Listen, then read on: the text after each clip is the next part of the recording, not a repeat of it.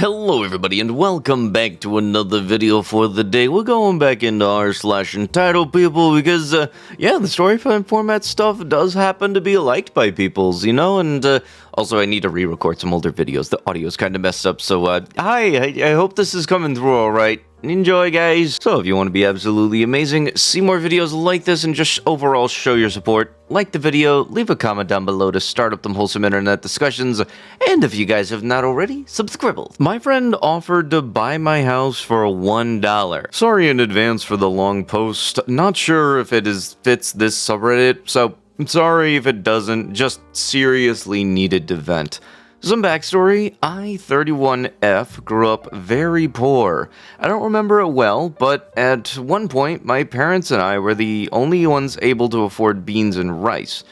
My parents have since been able to pull out of poverty, and while they aren't rich, they are comfortable.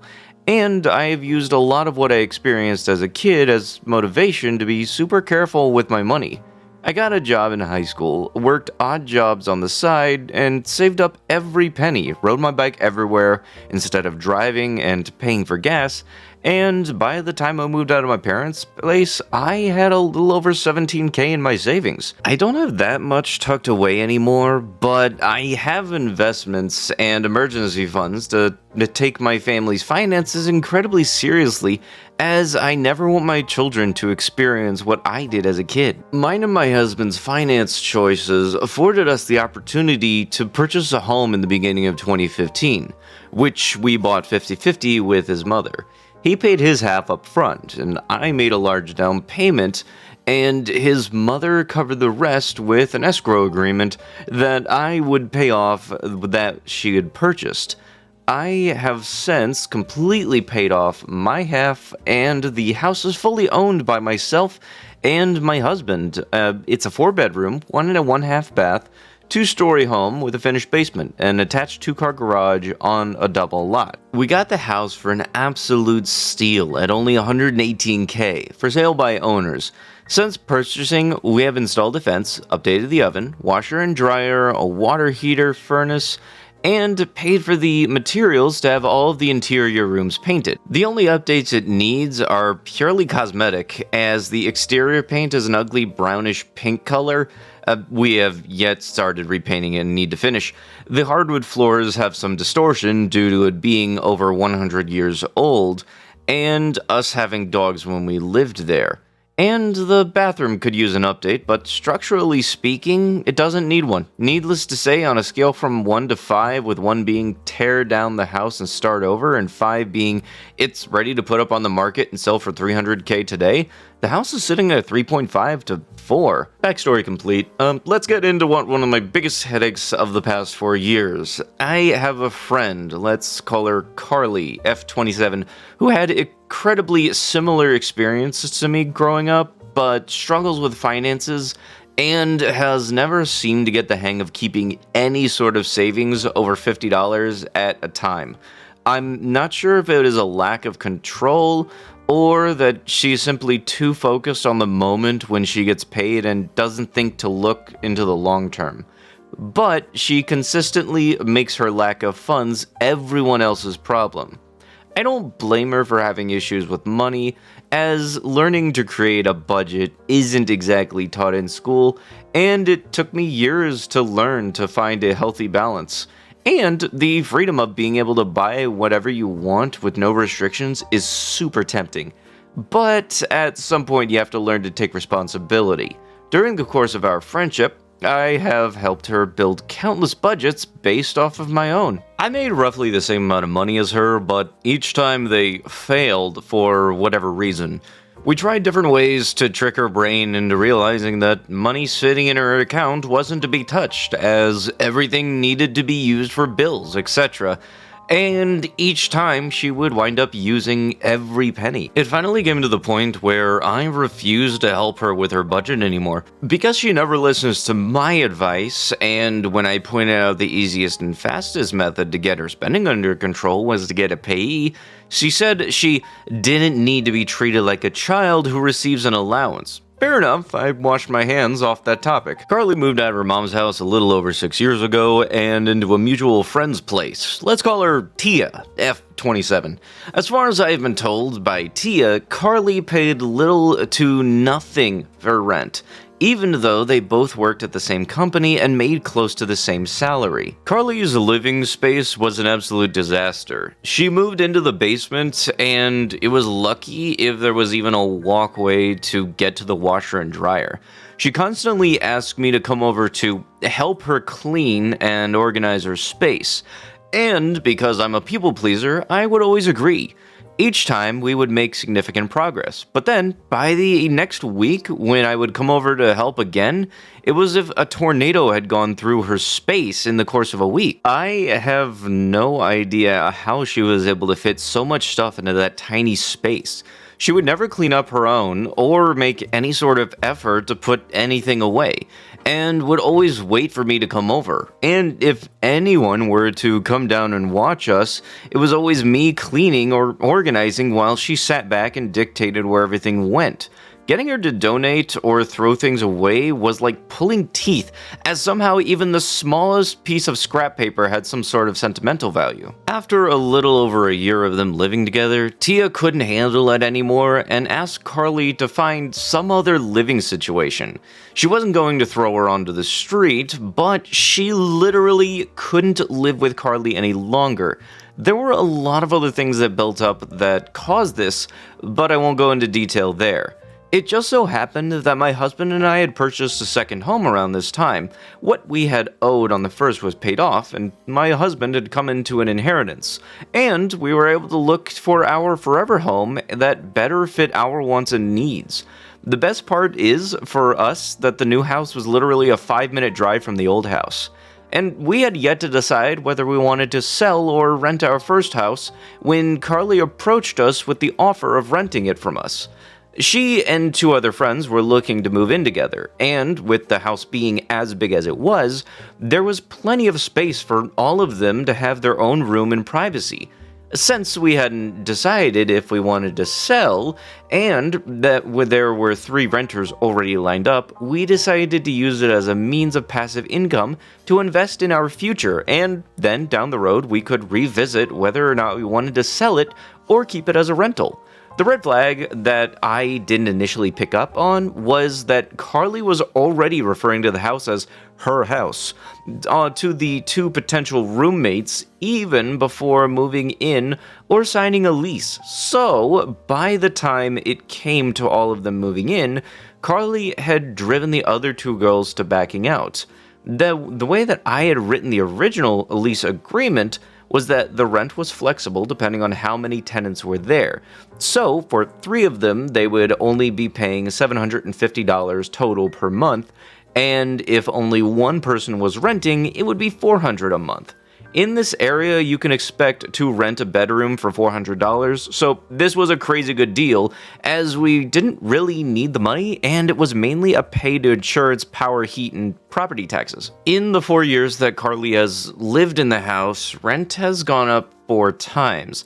Once to $500 a month because the power bill went up and we needed to adjust for that. The second time to $550 a month due to the same reason. The third time to $750 after she got a new job. And last year in October, more on that later. Also, in the 4 years that she has lived here, 2 separate opportunities for roommates have backed out. Each time because she was setting the rules and referring to the property as her house despite having 0 claim to it, and the fact that each person would have their own lease agreement. When she first moved in, she was working a minimum wage paying job, and she was my friend, hence the low monthly rent. But a year and a half ago, got a new job at a local university, a 30-minute drive away, that pays very well and has great benefits. But somehow she manages to blow through her entire paycheck on I don't even know what.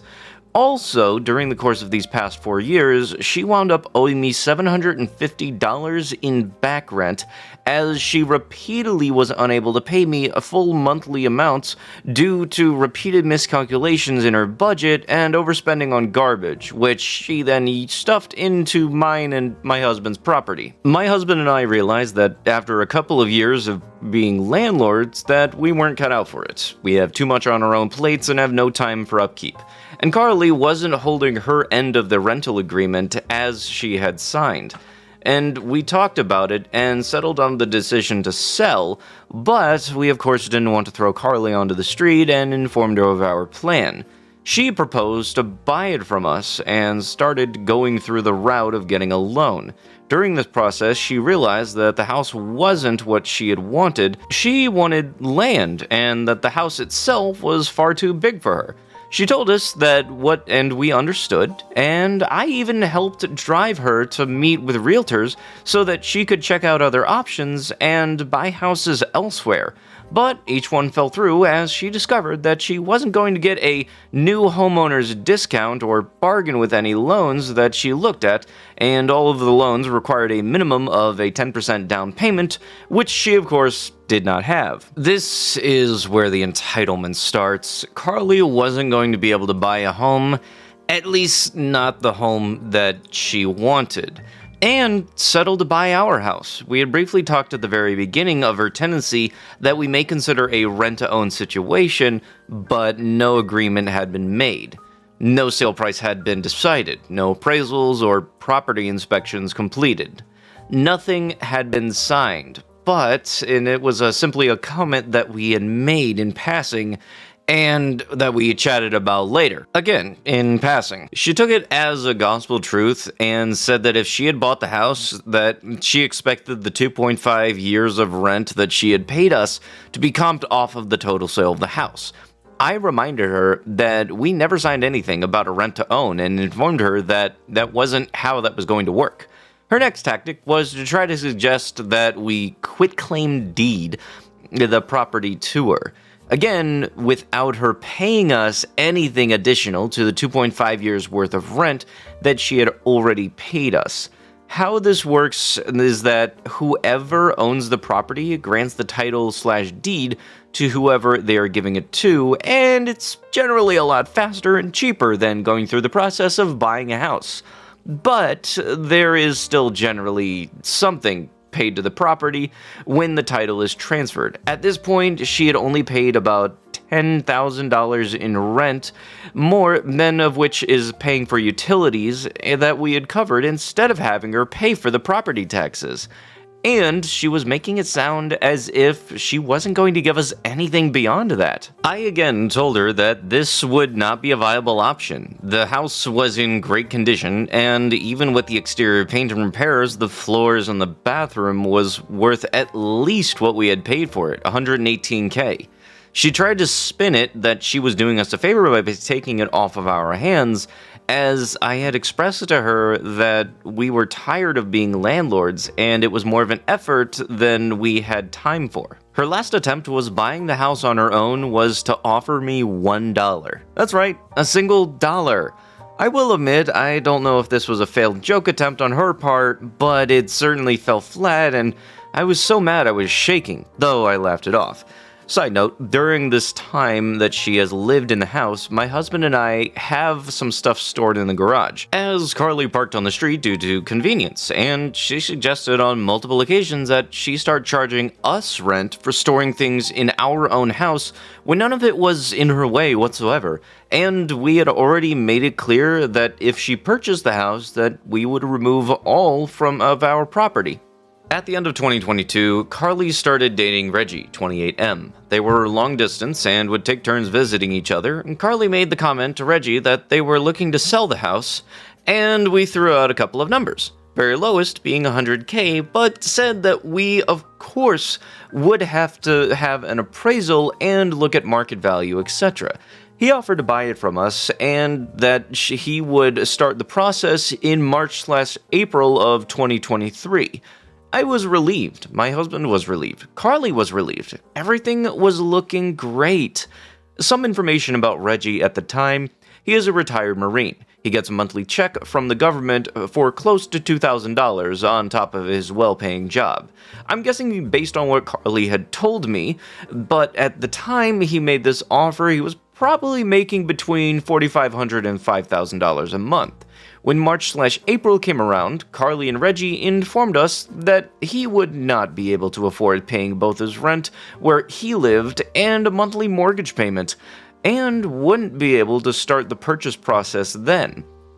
But would start the purchase process in October instead, when he planned to move in with Carly. Before Reggie moved in, an ex-friend offered to rent the room in the house from Carly and pay her, despite subletting being clearly stated in the lease agreement as prohibited. So, Carly generously offered to pay us some of the amount that she was paid. The agreement fell through, and the friend did not stay in the room. I'm not exactly sure why he chose to do things the way he did, but Reggie didn't start the purchase process until at all after he had moved and quit his job, meaning that the only source of income that he had to show the mortgage company was the monthly stipend from the government, which, even with a veteran's loan, doesn't work as proof as income. When he moved in, rent increased to $1,000 a month, which is still undervalue for the size of the income, and a brand new rental agreement was written and signed stating that if they had not started the buying process to purchase the house from us by mid-April of 2024, that we would not be renewing the lease, nor would we work with them on a month-to-month rental options, as myself and my husband are completely and totally over this mess. We also stated in the rental agreement that we were not going to visit the house for sale as a sign of good faith to allow Reggie and Carly to first choice on the house to buy it. Here's the rapid-fire list of things that have happened since October. Reggie paid the $750 that Carly owed to me in back rent. Carly and Reggie informed us that at some point, either late November or early December, that they would not be buying the house as the repairs required the amounted to be more than $50,000. I don't know where they got this number, as I have budgeted on multiple occasions to redo the flooring, and it would be less than $15,000 to redo the entire house. Nor would repainting cost more than a few thousand, or the bathroom remodel, as they intended to do the work themselves. We repaired a major issue with the bathroom recently for less than $500. They could not acquire rental housing due to having 3 cats and will need to be staying in the house. We informed them that we are not renewing the lease and reiterated our reasoning. I made the mistake of telling Carly what we owed on our mortgage, and they turned around and offered us $50,000 to buy it from us, less than 1/3 of the market value on the house, if we sold it as is. We politely declined and then promptly went home and screamed into pillows. They have repeatedly told Tia that they are desperate for money, to the point of debating setting up a GoFundMe. All the while, Carly has gotten 2 brand new tattoos in the last year, and has an international trip that she has paid for in full that she is going on at the end of March, and Reggie has still not required even a part-time job. We emergency installed a water heater that Reggie paid for that I will have fully paid back by the end of March. Carly quit her job, and now the only income that they have is, after the end of this week, is Reggie's military stipend. Carly nonchalantly stated that we would have to renegotiate rent for this month and next month. There will be no negotiations. She made a bad decision and will have to live with consequences of her actions. The most recent thing that she did was text me 2 days ago asking if she could pay me in food for this month's rent. Knowing her, the amount that she will pay will be the amount to only a couple of meals and maybe $75 in groceries, instead of the roughly $500 that they will owe. I owe Reggie about $500 left to pay off the last bit of the water heater. I jokingly answered that the electricity and insurance companies don't accept food as payment, so neither can I. She then offered to pay me what it would cost to pay these expenses, and then the rest she would pay in food. I have not responded, and it's been a day and a half. They will pay me in cash and nothing else. I'm done. No discussions. My warning to all of you, don't mix business and friends without getting to know said friends very well first. If I had known what I would have been walking into, I never would have allowed her to move in. Update 1, good freaking god. Thank you for all the comments. There's some great advice here and I appreciate it. I should clarify, the reason we let Carly move in the first place was because she made it sound like she really had nowhere else to go. She spun a tale that her home life with her mom was not safe. Untrue. She made it sound like Tio was literally kicking her out that day. Also untrue. And she panically hounded me relentlessly in person over the phone until my husband and I made a super quick decision to let her rent from us. I've learned this is a method of manipulation. I've reached out to an attorney, and we talked about everything that has happened. They read through the lease and gave us a few options. First, we wait until May 1st when Carly and Reggie are supposed to be out of the house. If they are not out, we deliver an intent to sell notice, and that gives them 90 days to vacate the property after the lease is up. Not ideal. Secondly, we deliver the intent to sell now, and that means they have until mid-June to GTFO. Still not ideal, but better. If they are still in the house past the 90 days, we file unlawful detainer, and the cops forcibly kick them out. We can't evict because we don't have the grounds. Even with all of this, the courts just about everywhere are against landlords and in favor of tenants. The minute that their rent is late, we then have grounds for eviction. That gives them 14 days to pay or GTFO. But if they pay, the eviction process ends, so still not ideal. They can't get squatters' rights because they haven't been here long enough. I'm going to be telling her mother everything she has done because I'm pretty certain that she has no idea. Also, telling all of our mutual friends. I've done a lot of self-reflection lately before writing this post and came to several conclusions. I know that she's not my friend. I had a false idea that I was helping someone that I saw as a friend, and in the end I enabled her bad behavior. I'm aware I'm a doormat. I know I don't know how to set boundaries. I spent a lot of time on the phone in professional offices over the last few days. I'm on a waiting list to see a therapist and learn to set boundaries because I don't ever want to teach my kids my bad behaviors and habits that got me into this mess. And for all of those who mentioned that it is a miracle my husband is still with me, he was with me along the whole process. I never did anything without his consent, since we own the house 50-50. I'm taking most of the blame because Carly was my friend. I've apologized to him, and we had a deep conversation about working on communication. He apologized for not seeing sooner that my friend, who wasn't who she claimed to be, and didn't warn me that I was being manipulated. I'll update again when we get closer to May 1st unless something happens sooner. I can definitely 100% understand when you have somebody who you believe is a friend, but their generosity just turns into something that is taken advantage of. Like, you wind up being used, and it really does suck. So I hope that things working out better for you. Wishing you the best of luck. Entitled people think that it is okay to use the private property where I live as they please. I think this story does belong here since it's about people completely disregarding what private property means. I decided to write this after an indecent last week, but this is something that has been happening for at least 12 years. I'll start off with some backgrounds in order to explain why the situation has become so infuriating by now, so I know in advance it's going to be long. I live in a small apartment building on the very busy street with a small plaza with a school right across the street, as well as plenty shops and banks around, so you can imagine that there's way too many people passing by every day.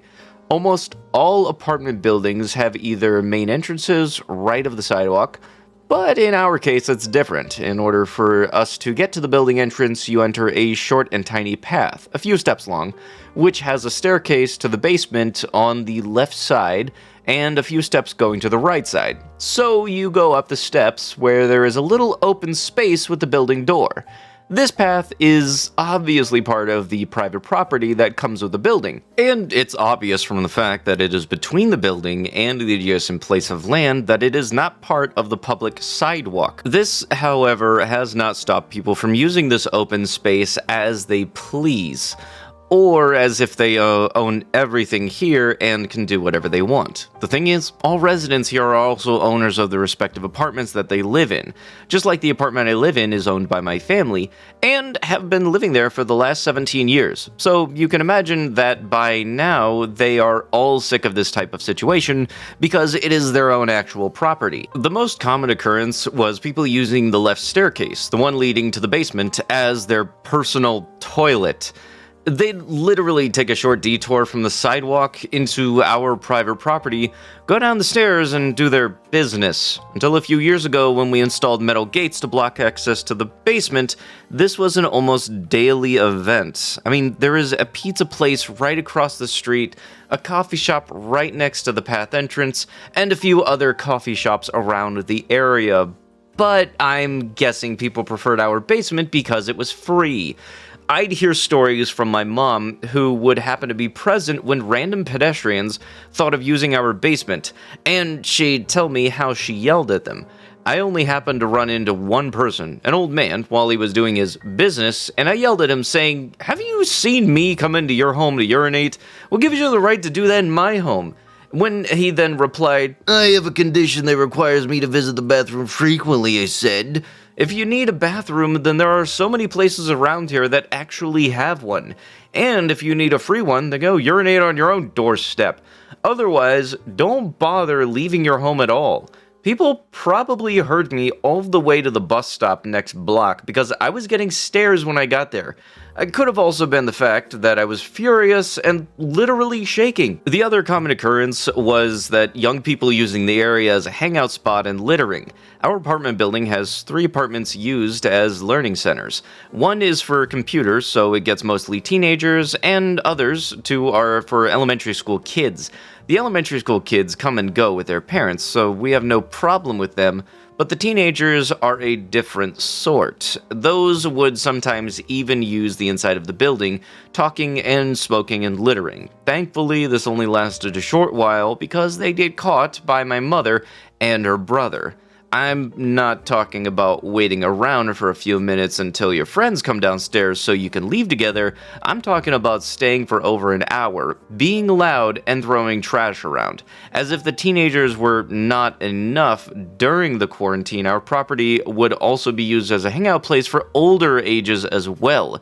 They'd grab coffee from the coffee shops next to the path entrance, and then come to the building entrance and hang out, talk loudly, and always litter. Since then, it's more common to find trash laying around every morning than it is to not find anything. This brings me to last week's incident. It was around 1:20 a.m. when I started hearing sounds of people laughing and hitting each other and talking loudly this late at night.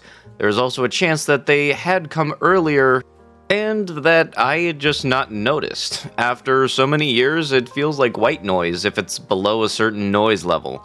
Though that's highly unlikely because my balcony is right above the building entrance and the group was way too loud.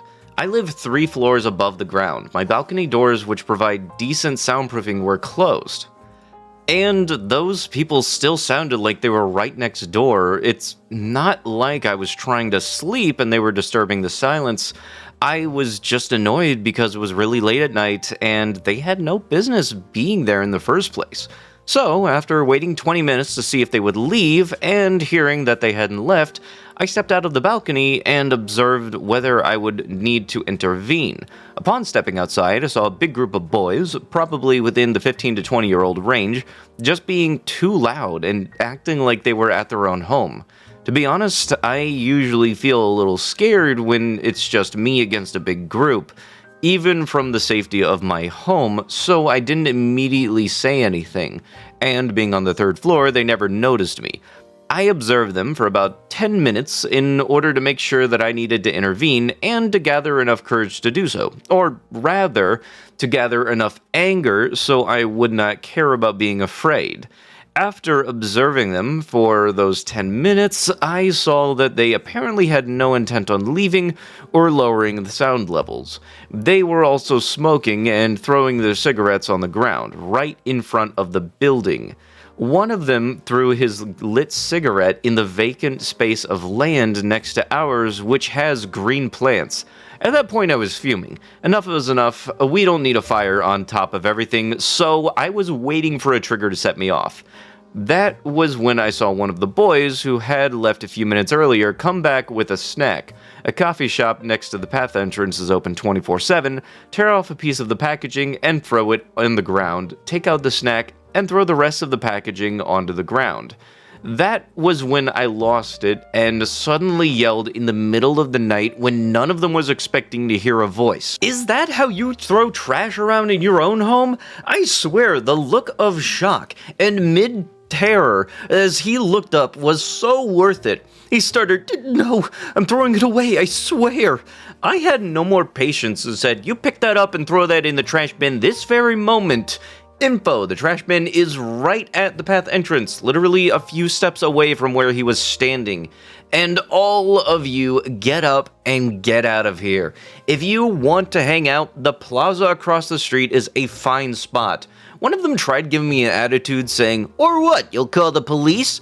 I said, "We have every right to do so. This is private property. Go on public property, or if you have the guts, go to your own homes to be so loud and to throw cigarettes and trash around." They got up and started going down the steps and exit the property. The one with an attitude tried making the joke, "It is our citizens' right to be here." And I said, "For public property only, get out of here and good riddance." I stayed there watching to make sure that they all left. The one with the snack packaging was looking up the whole time as he was leaving, either to check whether I was still there or to remember my face. But they all left and did not come back. I swear, the adrenaline rush after they left was so much. It took me another 2 hours to feel sleepy again. But it was definitely worth it, not just because I kicked out people who had no business being there in the first place, but also because I was always afraid to say something when it was more than one person, and because everything worked out well. To be honest, I was afraid of any possible retaliation from their part for the upcoming days, but so after the 5 days everything was okay.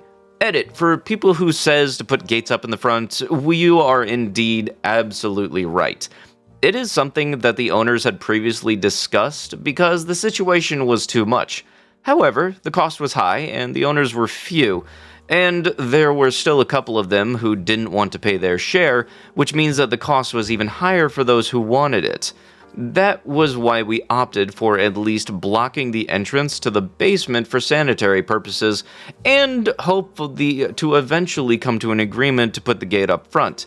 Till then, we can only keep our eyes open. But with that is going to have to be with the video. If you guys would love to be absolutely amazing, show your support, and see more videos like this one in the near future, be sure to hit that like button, leave a comment down below to start up them wholesome internet discussions, and if you guys have not already, subscribe to the channel and turn on the notifications. And I'll be sure to see you guys in the next one. Thank you so much for watching, and bye-bye!